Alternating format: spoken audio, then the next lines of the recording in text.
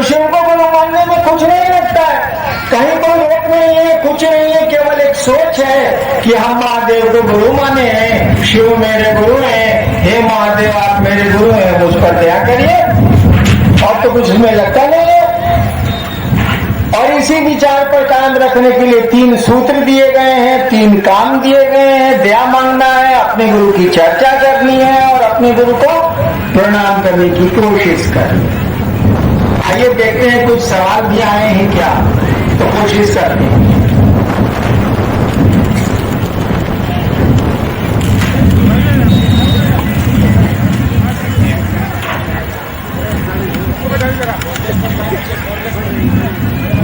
आप लोग अभी कैसा कर रहे थे आपको बताइए तो।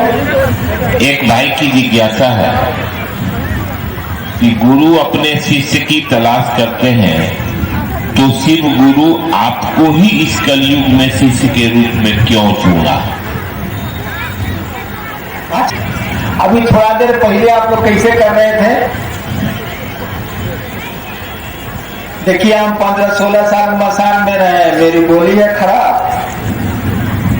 कैसे कर रहे थे अभी आप लोग? अभी तो एकदम साधु के जैसा बैठे हैं, एकदम साधु मात हो गया है आपके सामने। हम कह रहे थे उसी समय जब आप लोग हल्ला कर रहे थे। एक महादेव का चेला हुआ है मच्छंदरनाथ, पुकारू नाम है मच्छंदरनाथ, वैसे उनका नाम था मत्स्येंद्रनाथ। उनका एक चेला हुआ है गोरक्षनाथ, पुकारू नाम है गोरखनाथ, आप लोग सब जानते हैं। गोरखनाथ लिखते हैं, हम कई बार सुनाए हैं आप लोगों को। हवा की ना चली बात, हवा की ना बोली बात। महादेव का चेला बोल रहा है, आप महादेव के चेला है ना, शिव आपके गुरु हैं, आप शिव के शिष्य हैं। मैं उसकी बात कर रहा हूं जो शिव के शिष्य का शिष्य है। गोरक्षनाथ पितामह गुरु थे उनके शिव, दादा गुरु थे उनके शिव। गोरखनाथ कहते हैं हवा की ना चली बात, हवा की ना बोली बात। जैसे अभी आप लोग कर रहे थे, खबर के बोल भी रहे थे, हवा के चल भी रहे।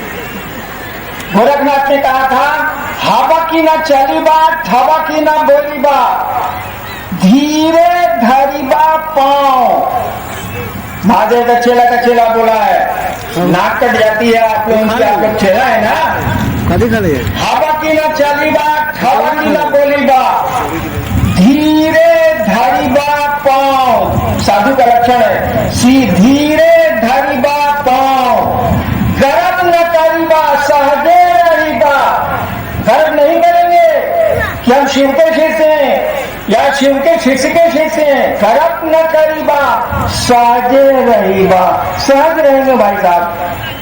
गर्व न करीबा सहजे रहीबा, भाड़त गोरख राव। गोरखनाथ ने कहा कि हबक के नहीं चलेंगे, हबक के नहीं बोलेंगे, धीरे धीरे पांव रखेंगे, गर्व नहीं करेंगे, सहज रहेंगे। भरत गोरख राव। देखिए महादेव के चेला का चेला बोलता है, आप लोग तो महादेव के चेला हैं, ऐसा नहीं करना चाहिए। जानते हैं वो शिव साधुता की पराकाष्ठा है, गृहस्थ जीवन की भी पराकाष्ठा है, दोनों के टॉप पर है वो। उसके से बड़ा साधु नहीं होता है, शिव से बड़ा कोई साधु न हुआ है, न होगा, न है, और उससे बड़ा कोई गृहस्थ भी नहीं है। इसीलिए नहीं है कि कोई आशीर्वाद दिया जाता है तो उसमें कहा जाता है शिव पार्वती की जोड़ी बनी रहे, राम सीता की जोड़ी बनी रहे का आशीर्वाद नहीं दिया जाता है, कृष्ण रुक्मिणी की जोड़ी का आशीर्वाद नहीं दिया जाता है। जब भी भारतवर्ष में किसी को आशीर्वाद वर वधू को दिया जाता है तो कहा जाता, तो में लिखा जाता है शिव पार्वती। आशीर्वाद जब भी दिया जाता है तो कहा जाता है कि शिव पार्वती की जोड़ी बनी रहे। क्यों कहा जाता है? ये जानते हुए भी कि शिव को खाने के लिए नहीं है, ये जानते हुए भी कि शिव जितनी अव्यवस्था में जीता है कोई नहीं जीता है, कोई व्यवस्था शिव के पास नहीं है, रहने को घर है, न घर है, पहनने को कपड़े हैं, कुछ भी नहीं है, कोई व्यवस्था उसके पास नहीं है, कोई धन नहीं है, कोई संपत्ति नहीं है, तब भी कहा जाता है शिव पार्वती की जोड़ी बनी रहे। क्योंकि सामग्रियों से सुख नहीं होता है, पैसों से सुख नहीं होता है, सुख तो प्रेम से होता है। और भगवती और महादेव का प्रेम आप जानते हैं हमसे बढ़िया से, वरहु शंभु नहीं तो रहो कुंवारी।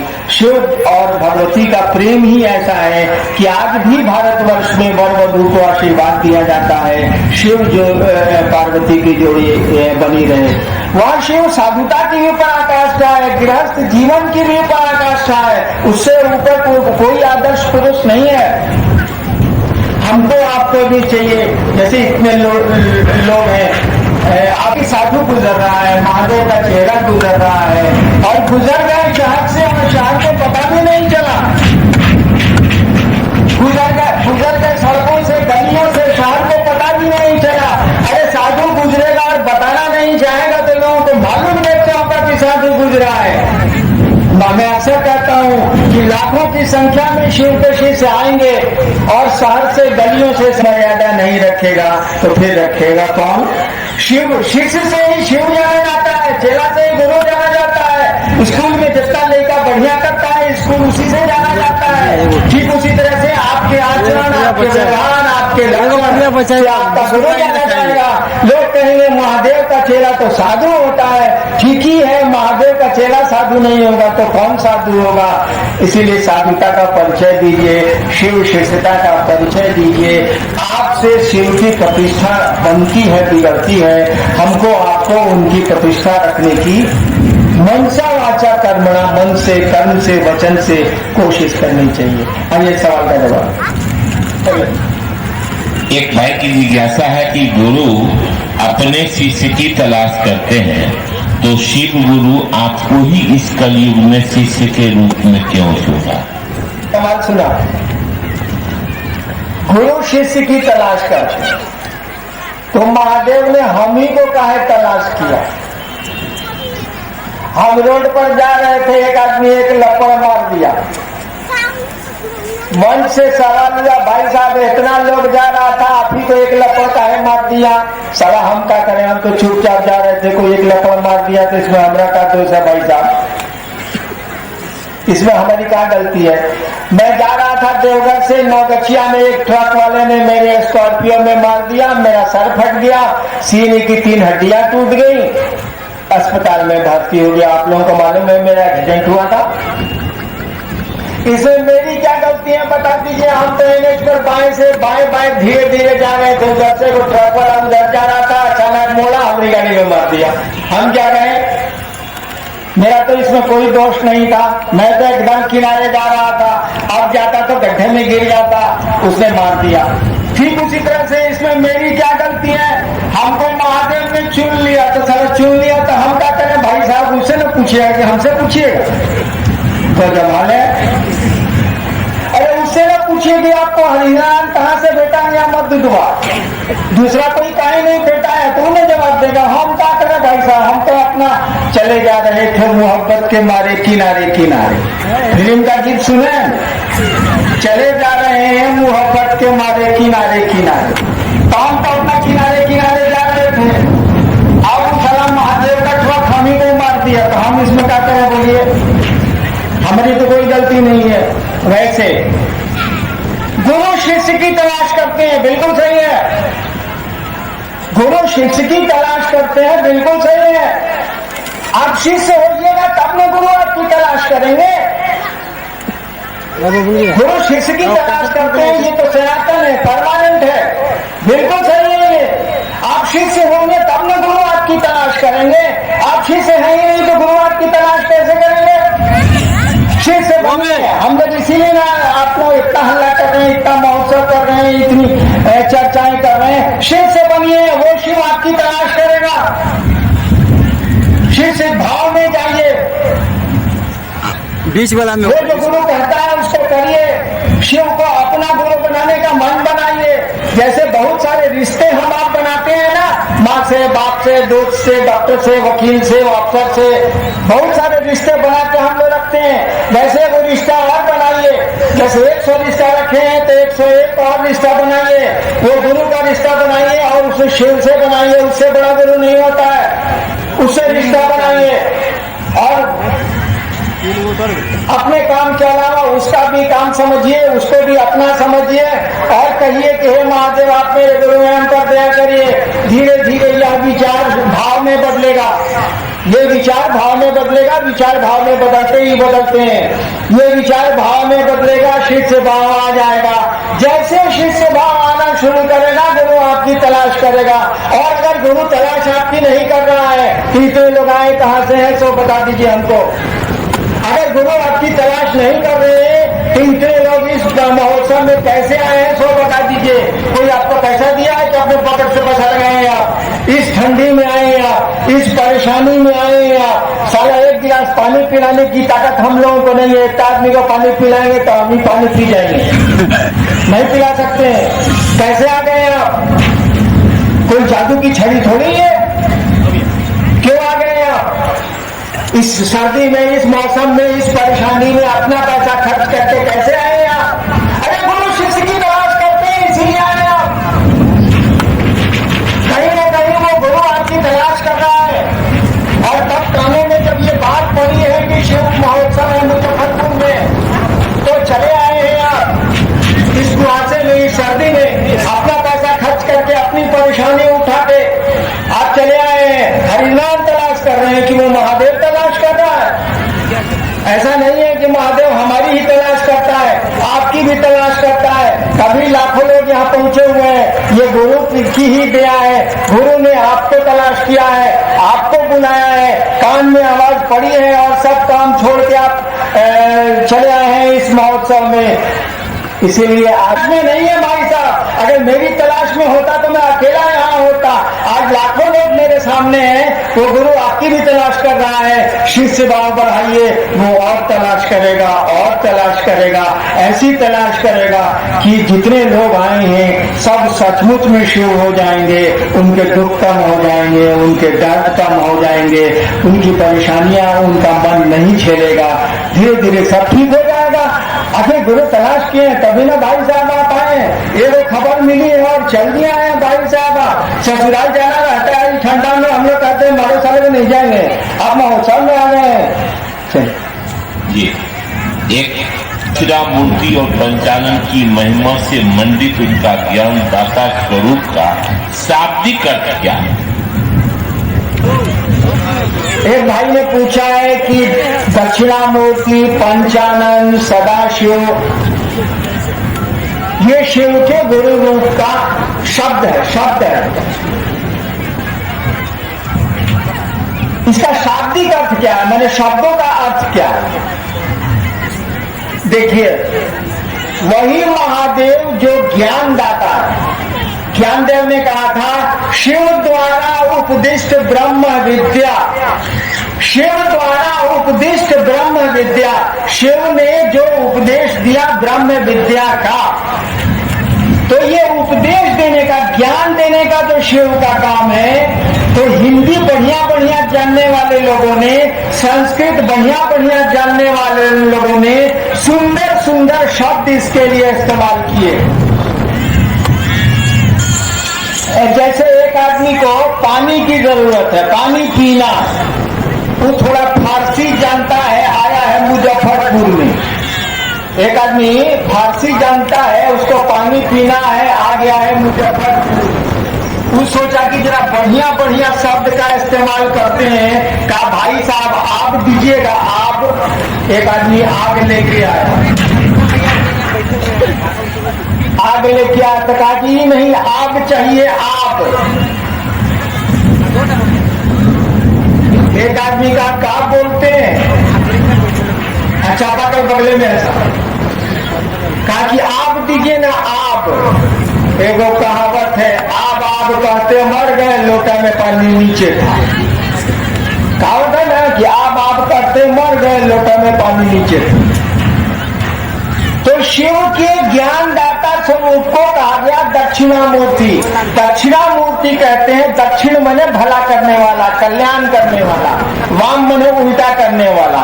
दक्षिण वाणी होता है लाभप्रद, कल्याण मूलक। दक्षिण शिव का ज्ञान दाता रूप क्या कल्याण मूलक है, इसीलिए शब्द दे दिया गया दक्षिणामूर्ति। अर्थ होता है शिव गुरु। शिव गुरु शक्तियां धारित करते हैं। और ईश्वर गुरु के रूप में 5 शक्तियां धारित करता है। इसीलिए कहा किया गया कि महादेव को 5 को मुंह है, आनंद मन चेहरा। महादेव को 5 मुंह है, पंचानन हो गए वो, यानी इच्छा, ज्ञान, क्रिया, चित्त और आनंद।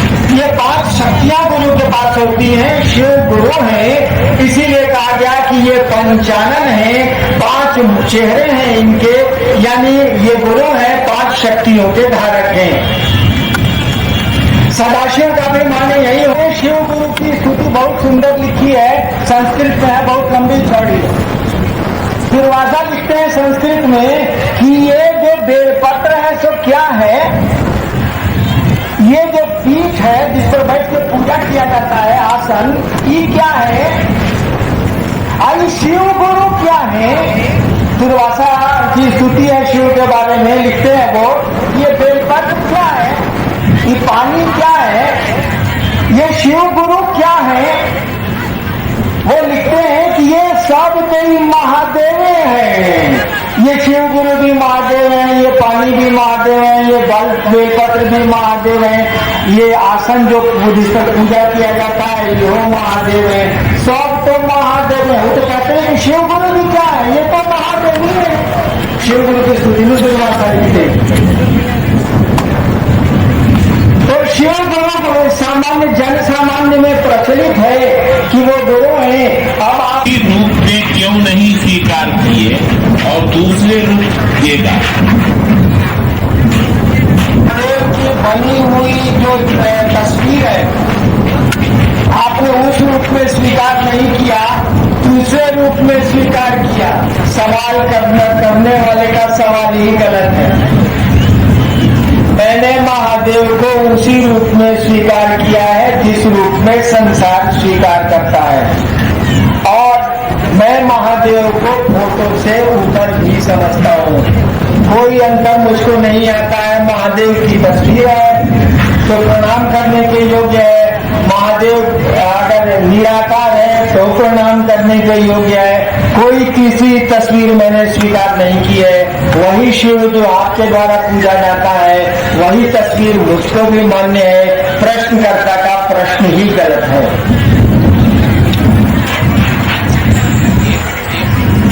एक भाई ने पूछा है कि महादेव शिव ही गुरु क्यों, अन्य देवी देवता गुरु क्यों नहीं? एक भाई ने पूछा है कि शिव ही गुरु क्यों, अन्य देवी देवता गुरु क्यों नहीं? अरे पढ़िएगा, किताब पढ़ लीजिए भाई साहब, उत्तर मिल जाएगा। ईश्वर है वो, इसीलिए वो गुरु है।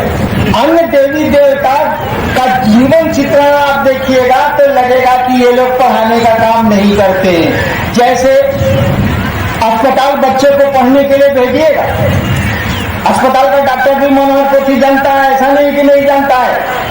अस्पताल बच्चे को पढ़ने के लिए भेजिएगा, जो डॉक्टर है वो जानता है मनोहर पोथी, उसको भी ABCD मालूम है, लेकिन नहीं भेजिएगा क्योंकि वो पढ़ाने का काम नहीं करता। मैं सरकार में ज्वाइंट सेक्रेटरी था, मुझको मनोहर पोथी नहीं आती है, मुझको 2600 अंग्रेजी का लेटर नहीं आता है, आता है, लेकिन कोई मेरे पास पढ़ने के लिए बच्चे को नहीं भेजेगा। इसलिए नहीं भेजेगा कि मैं पढ़ाने का काम ही नहीं करता। ठीक उसी तरह से अन्य देवी देवताओं का चित्रण आप पढ़ लीजिए, लगेगा कि ये पढ़ाने का काम ही नहीं करते। और शिव पुराण में उलट के देख लीजिए, उसमें साफ लिखा हुआ है कि भगवान शिव ब्रह्मा सृष्टि के पालन का काम करेंगे, मैं सृष्टि को ज्ञान देने का काम करूंगा। ईश्वर है तो गुरु होंगे ही होंगे, उनको तो ज्ञान देना ही पड़ेगा। ईश्वर जिसने सृष्टि बनाता है उसी को सब कुछ पता है, इसीलिए शिव को गुरु कहा गया है। आपके शास्त्रों में कहा गया है, आपकी किताबों में कहा गया है, आपके बुजुर्ग आज भी बोलते हैं कि शिव गुरु है। अन्य देवी देवताओं का चित्रण तो ठीक से पढ़िएगा, मुझसे कहा के लिए बोलवाइएगा, पढ़िएगा तो आपको मालूम हो जाएगा कि ये लोग पढ़ाने का काम नहीं करते हैं, और इसीलिए इनको गुरु नहीं कहा गया। एक भाई ने पूछा है कि मोक्ष मूलम गुरु कृपा कहा गया है, आपने अपने प्रथम सूत्र में गुरु से दया की याचना की विधा दी है, ऐसा है?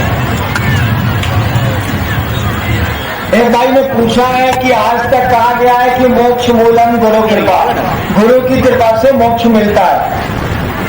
आपने प्रथम सूत्र में दया की बात की है, ऐसा क्यों?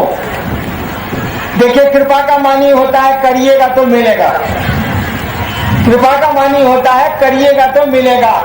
आप सरकारी नौकरी करिए, आपको छुट्टी मिलेगी, लेकिन सरकारी नौकरी नहीं कीजिएगा तो सरकार आपको छुट्टी नहीं देगी।